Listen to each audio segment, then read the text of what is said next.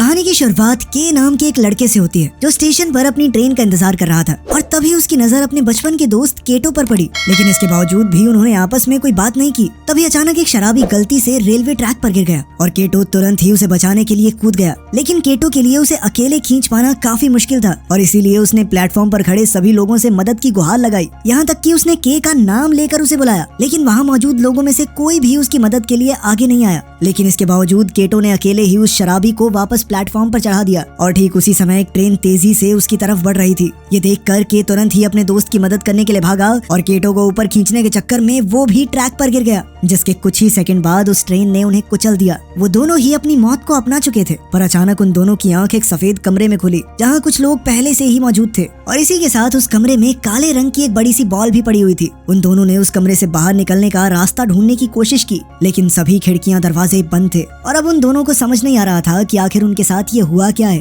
तभी एक आदमी ने उन्हें बताया कि वो सभी लोग मर चुके थे और उन सब की आंख इस कमरे में ही खुली हैं, मानो ये कोई स्वर्ग या नर्क का कमरा हो। ठीक उसी समय उस काली बॉल से कुछ लेजर लाइट्स निकली और एक लड़की का शरीर बनने लग गया, जिस पर उस आदमी ने उन्हें बताया कि वो लोग भी इसी तरीके से वहाँ आए थे। उस लड़की ने कपड़े नहीं पहने हुए थे, जिस वजह से हिरोशी नाम का एक आदमी उसे गंदी नजर से देखने लगा, पर तभी केटो ने बीच में आकर उस लड़की को अपनी जैकेट से ढक दिया। उसी वक्त उस बॉल पर एक मैसेज दिखाई दिया जिसमें लिखा हुआ था कि वो सभी अपनी जिंदगी गवा चुके हैं और अब उनकी नई जिंदगी का फैसला ये बॉल खुद करेगी। इसके बाद उस बॉल ने उन्हें ऑनियन नाम की एक अजीब से दिखने वाले जीव की तस्वीर दिखाई और कहा कि इसे ढूंढकर जान से मार दो। इसके बाद ही उस बॉल ने उन्हें कुछ बंदूकें और सूटकेस भी दिए, पर जब वो बॉल ये सामान देने के लिए खुली तो उन सभी को उसके अंदर एक आदमी बैठा हुआ दिखाई दिया जो उस वक्त होश में नहीं था। सभी सूटकेसेस में उनके नाम लिखे हुए थे, जिनके अंदर कुछ खास सूट्स मौजूद थे, पर किशिमोटो नाम की उस लड़की के अलावा किसी में भी वो सूट पहनने की हिम्मत नहीं थी और उस बेचारी को भी सूट मजबूरी में पहनना पड़ा क्योंकि वो बिना कपड़ों के यहाँ आई थी। तभी के की नजर निशी पर पड़ी, जिसने पहले ही वो सूट पहना हुआ था।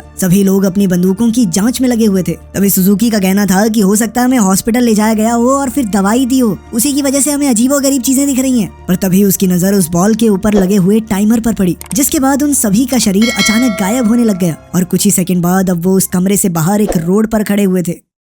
अब उनमें से कुछ लोगों को लग रहा था कि शायद अब वो घर जा सकते हैं, पर तभी निशी ने उन्हें बताया कि असल में वो लोग अब अमेरिकन ट्राई आउट नाम के एक टीवी शो का हिस्सा थे। ये शो दरअसल उसके ही पिता का बनाया हुआ है। इस शो को जो भी जीतेगा उसे $1,00,000 का इनाम मिलने वाला था। साथ ही उसका कहना था कि वो खुद अपनी मर्जी से इस शो पर आया है और तभी उसने पास ही में खड़े एक लड़के की तरफ इशारा करते हुए बताया कि यही वो इंसान है जिसे हम ढूंढ रहे हैं, यही ऑनियन है। ये सुनते ही सभी लोग तुरंत उसकी तरफ भागने लग गए, लेकिन केटो और किशिमोटो वहीं पर खड़े रहे। उधर उन लोगों ने ऑनियन को घेर लिया, लेकिन वो लड़का शुरुआत में मासूम होने का नाटक करने लगा, लेकिन फिर उसने अगले ही सेकंड उन पर थूक कर हमला कर दिया, जिसके बाद वो लोग उसके पीछे भागने लग गए। उधर के और उसके साथियों को ये समझ नहीं आ रहा था कि आखिर वो सभी लोग वहाँ पर अकेले क्यों थे और सभी रास्ते गोल गोल क्यों घूम रहे थे। तभी अचानक से वो ग्रुप उनके पास से गुजरा और इस बार केटो और किशिमोटो भी एलियन के पीछे भागने लग गए और काफी मेहनत के बाद उन लोगों ने उसे एक गैराज में घेर लिया, जिसके बाद हिरोशी ने अपनी बंदूक से उस पर गोली चला दी, जिसके चलते ऑनियन का एक हाथ उड़ गया, पर इसके जवाब में उसने भी 3 आदमियों के पैरों पर गंभीर चोट मार दी, जिसके बाद उन सभी ने उस अजीबोगरीब जीव पर एक साथ गोलियां चलाई, जिससे वो पूरी तरह तबाह हो गया। ये देखकर सुजुकी को तो उल्टियां आ रही थी, पर हिरोशी को इसमें मजा आ रहा था और उसने बार बार ऑनियन के ऊपर तब तक गोलियां चलाई जब तक केटो ने उसे रोका नहीं। कुछ देर बाद एक बहुत लंबा आदमी वहाँ पहुंचा और हिरोशी ने तुरंत उसका मजाक उड़ाना शुरू कर दिया, जिसके बदले उस आदमी ने हिरोशी की टांग काट कर उसे सर से पकड़कर हवा में उठा लिया और जब हिरोशी ने खुद को बचाने के लिए हाथ पैर हिलाना शुरू किया तो उसने उस आदमी के सर की विग नीचे गिरा दी, जिसके बाद उन सभी को पता चला कि असल में वो आदमी ऑनियन का बाप था। इसके बाद उन सभी ने उस पर गोलियां चलाने की कोशिश की, पर वो आदमी हिरोशी के शरीर को एक कवच की तरह तब तक इस्तेमाल करता रहा जब तक वो फट के टुकड़ों में बट नहीं गया। इसके बाद उसने अपने लंबे लंबे नाखूनों से उन सभी को मारना शुरू कर दिया।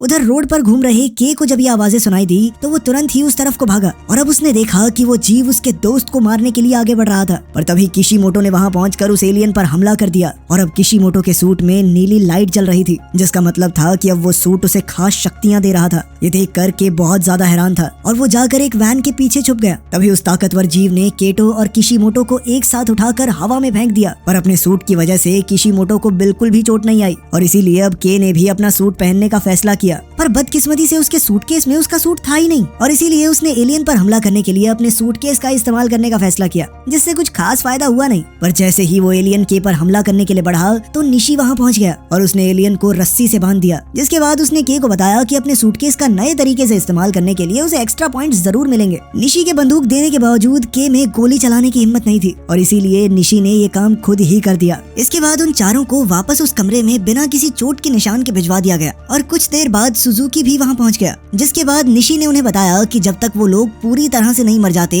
तब तक उन्हें वापस इस दुनिया में बिल्कुल ठीक करके भेज दिया जाएगा और साथ ही उसने उन्हें इस बॉल का नाम गैंट्स बताया जो ये सब कुछ कंट्रोल कर रही थी। इसके बाद उन सभी को 0 पॉइंट्स के साथ साथ काफी सारी बेइज्जती भी मिली और वहीं निशी को 5 पॉइंट्स मिले, जिसके साथ अब उसका टोटल स्कोर 79 था और अब उस बॉल में मरने वालों की तस्वीरों में हिरोशी और उसके साथियों की तस्वीरें भी जुड़ गई थी। ये सब देखकर निशी काफी खुश था और इस बात से गुस्सा होकर केटो ने उसका गला पकड़ लिया। अब वो जानना चाहता था कि आखिर निशी ने बाकी लोगों को क्यों नहीं बचाया, पर निशी ने अपने सूट की शक्तियों का इस्तेमाल करके केटो के हाथ को जोर से मरोड़ना शुरू कर दिया। वो तब तक नहीं रुका जब तक के ने उसके ऊपर बंदूक नहीं तान दी, पर तभी अचानक वो लोग वापस अपनी दुनिया में आ गए जहाँ सब कुछ बिल्कुल नॉर्मली लग रहा था। पर रेलवे स्टेशन पर अभी भी 2 लोगों की मौत की खबर लगी हुई थी और जब के अपने स्कूल पहुंचा तो कई बच्चे उसका मजाक उड़ा रहे थे, पर वहीं कोजिमा चुपचाप उसकी ड्राइंग बना रही थी। साथ ही उसने के से दोस्ती करने की कोशिश भी की, पर के ने उसे कोई खास भाव नहीं दिया।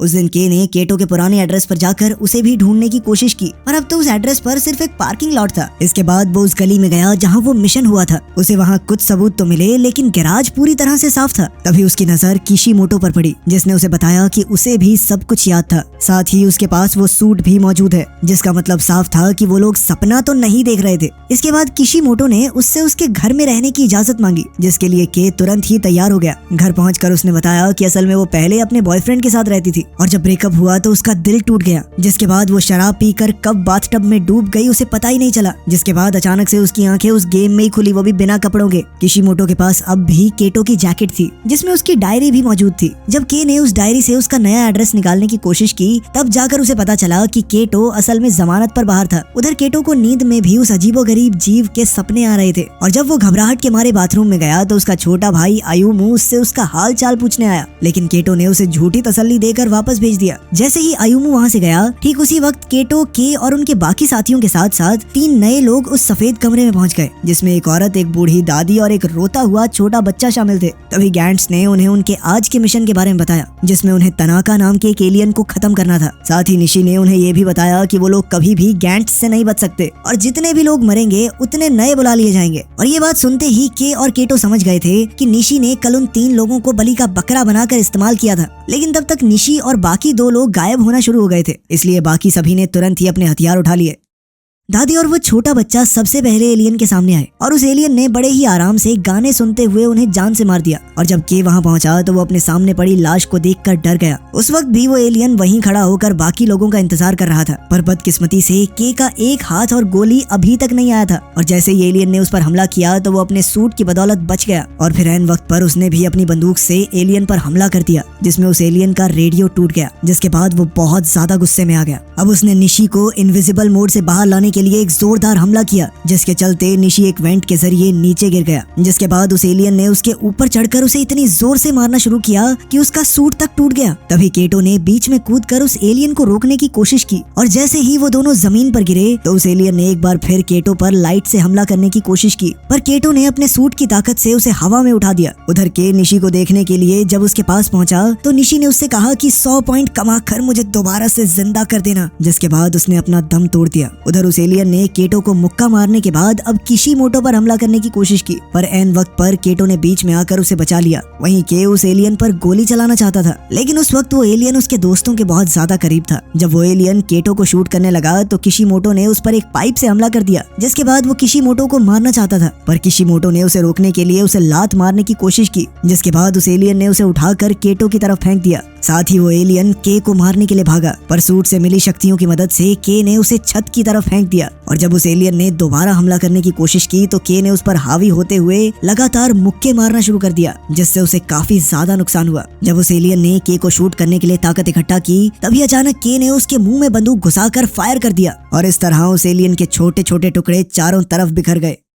इसके बाद वो लोग जल्द ही उस सफेद कमरे में वापस आए। अब के 7 पॉइंट्स के अलावा किसी को भी कोई पॉइंट नहीं मिला और साथ ही गैंट्स ने उसे बताया कि 100 पॉइंट्स पूरे हो जाने के बाद उसे 2 ऑप्शन दिए जाएंगे, जिसमें या तो वो अपने किसी साथी को इस गेम में वापस जिंदा कर सकता है या फिर वो किसी की भी याददाश्त मिटाकर उसे असल जिंदगी में दोबारा जिंदा कर सकता है। अगली सुबह जब के की आंख खुली तो उसने अभी भी वही सूट पहना था और अब वो उसकी शक्तियों को और अच्छे से जानना चाहता था। इसीलिए उसने अपने मामूली कपड़ों से उस सूट को ढककर शहर भर में अपनी शक्तियों की प्रैक्टिस करना शुरू कर दिया। उसी शाम के को कोजिमा का फोन आया और उसने के को कॉफी के लिए बुलाया, जहां वो उसके लिए एक स्केच बनाकर लाई थी, जिसे देखकर के ने उसे बताया कि जब वो छोटा था तो वो केटो को बदमाश बच्चों से बचाता था। उधर किशिमोटो केटो की जैकेट वापस करने के लिए उससे मिली, जहां केटो ने उसे बताया कि असल में वो जेल अपने बाप के कत्ल के इल्जाम में गया था, जो दारू के नशे में उसके छोटे भाई को बहुत ज्यादा मारता था। कुछ देर बाद केटो ने न्यूज में देखा कि पुलिस गैराज में हुई तबाही की जांच कर रही थी और उसी शाम खाना खाते वक्त आयुमु ने उसे बताया कि कुछ दिनों से उसे सपने आ रहे हैं कि उसका भाई कहीं गायब हो जाता है। इस पर केटो ने उसे भरोसा दिलाया कि मैं कहीं नहीं जाने वाला। उस रात उन्हें एक बार फिर उसी सफेद कमरे में बुलाया गया, जहां इस बार कुछ नए लोग भी थे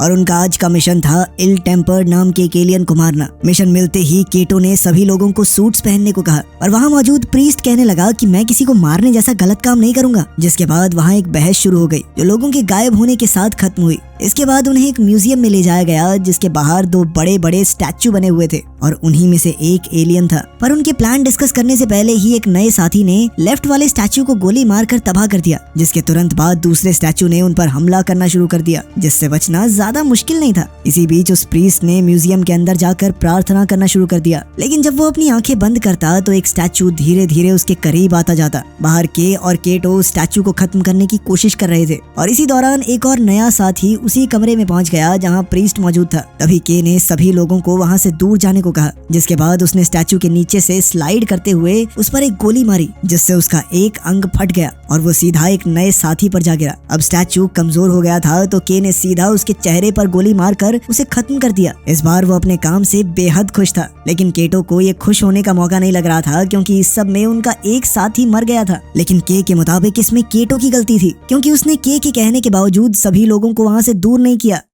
उधर सफेद कमरे में गैंट्स का टाइमर रीसेट हो गया था। ठीक उसी समय उनकी एक जख्मी साथी म्यूजियम से बाहर निकली, जिसे देखते ही वो समझ गए कि अंदर एक और एलियन मौजूद है। जैसे ही वो तीनों अंदर पहुंचे तो उन्हें प्रीस्ट की लाश दिखाई दी। ठीक उसी समय बहुत सारे हाथ वाले स्टैचूज ने के पर हमला कर दिया, जिससे बचने के चक्कर में उसका हथियार छूट गया। मौका देखते ही स्टैचू ने उस पर कई सारे वार करना शुरू कर दिया, लेकिन तभी केटो ने बीच में आकर उसे दूर घसीट लिया, जिसके बाद वो के को किशिमोटो के पास छोड़ गया, क्योंकि उसका कहना था कि अब उसकी बारी थी अपने दोस्त के लिए लड़ने की, ठीक वैसे ही जैसे के उसके लिए बचपन में लड़ता था। इसके बाद केटो उस कमरे में वापस गया और उसके कमरे में घुसते ही एलियन ने उस पर हमला कर दिया, जिससे वो बड़ी मुश्किल से बच पाया। इसके बाद एलियन ने अचानक उससे बातें करना शुरू कर दिया और जैसे ही केटो ने अपनी बंदूक नीचे की, तभी उस एलियन ने दोबारा हमला कर दिया, जिसमें केटो की बंदूक नीचे गिर गई। अब एलियन के मुताबिक उसे अपने दोस्तों की मौत का बदला लेना चाहिए, पर ठीक उसी समय पर किशिमोटो ने उस पर गोली चला दी और एक जोरदार धमाका हुआ, पर बदकिस्मती से एलियन उस हमले से बच गया था। फिर उसने किशिमोटो को उठाकर दूसरी तरफ फेंक दिया,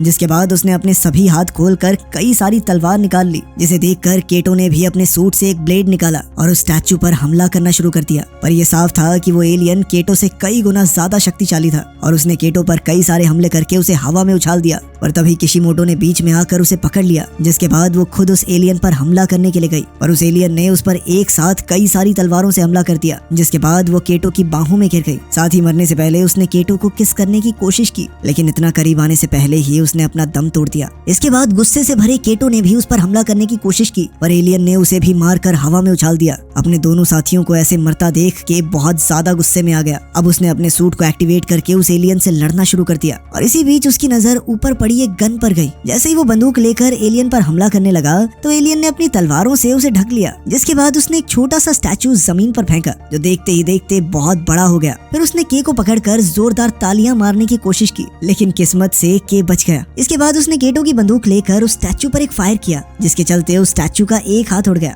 इसके बाद के किसी तरह से उस स्टैचू के मुंह के जरिए उसके अंदर घुस गया, जहां पहुंचते ही उसने चारों तरफ गोलियां चलाकर उसे तबाह कर दिया। अपने दुश्मन को खत्म करने के बाद के अपने दोस्त केटो के पास गया, लेकिन बात करने से पहले ही के गायब हो गया। इस बार उसके साथ सुजुकी और एक नया आदमी तो था, पर उसके दोस्तों में से कोई भी वहां मौजूद नहीं था, जिसका मतलब था कि वो लोग मर चुके थे। गैंट्स ने के को 13 पॉइंट्स दिए, जिसके बाद उसे केटो और किशिमोरो की तस्वीर मरे हुए लोगों में दिखाई दी। और जब उसने उन्हें दोबारा जिंदा करने की बात कही तो गैंट्स ने उसे बताया कि उसके लिए 100 पॉइंट्स चाहिए थे। अगली सुबह कोजिमा ने देखा कि के काफी उदास था। उसने भी के से बात करने की कोशिश की पर के ने उसे कोई खास जवाब नहीं दिया। शाम को रेलवे स्टेशन पर एक बच्चे का खिलौना ट्रैक पर गिर गया और जब के ने उसे वो खिलौना वापस दिया तो ठीक उसी समय पर ट्रेन काफी तेजी से उसकी ओर बढ़ने लगी, लेकिन के हिलने को तैयार नहीं था। पर तभी कोजिमा ने उसे जबरदस्ती ऊपर खींच लिया, जिसके बाद उसने के सामने अपने प्यार का इजहार किया। कुछ देर बाद के आयुमू को उसके भाई की मौत की खबर देने के लिए पहुंचा। उसी रात उन्होंने एक बार फिर गैंट्स को बुलाया और इस बार के और सुजुकी के साथ साथ कई और नए लोग भी शामिल थे। और उधर केटो उसी मीटिंग के बाहर खड़ा होकर पुलिस को जांच करते हुए देख रहा था। वीडियो पसंद आई तो लाइक कर देना, चैनल को सब्सक्राइब कर लेना। मिलते हैं अगली वीडियो में।